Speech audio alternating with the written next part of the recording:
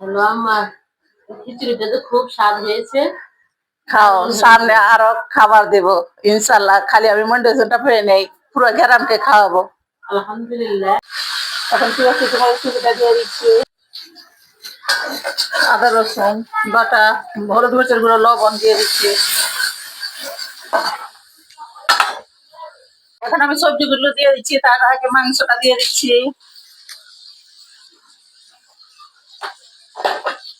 দিয়ে দেব গাজর, মিষ্টি লাউ, এখন ফুলকপি। এখন লাড়া চাড়াটা দিয়ে দিচ্ছি।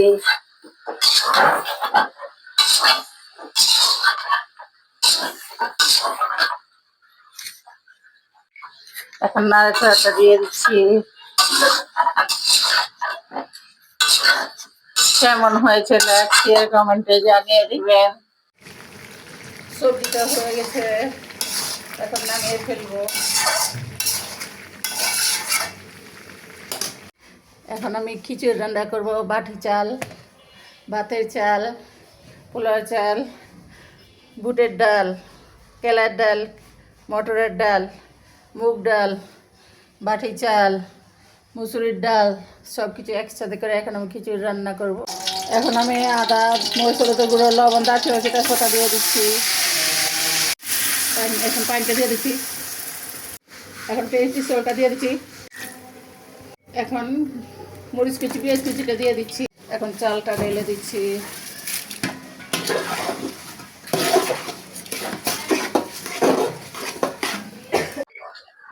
এখন আমি সবজিগুলো দিয়ে দিচ্ছি।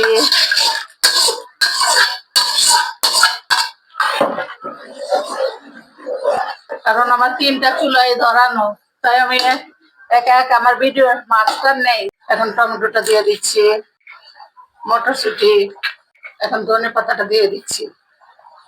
খিচুড়িটা হয়ে গেছে। কেমন হয়েছে আপনারা কমেন্টে জানিয়ে দিবেন। কে কে খাবেন চলে আসেন, শীত চলে যাচ্ছে, শীতের মৌসুমে শীতের সবজি দিয়ে খিচুড়ি রান্না করা হয়েছে।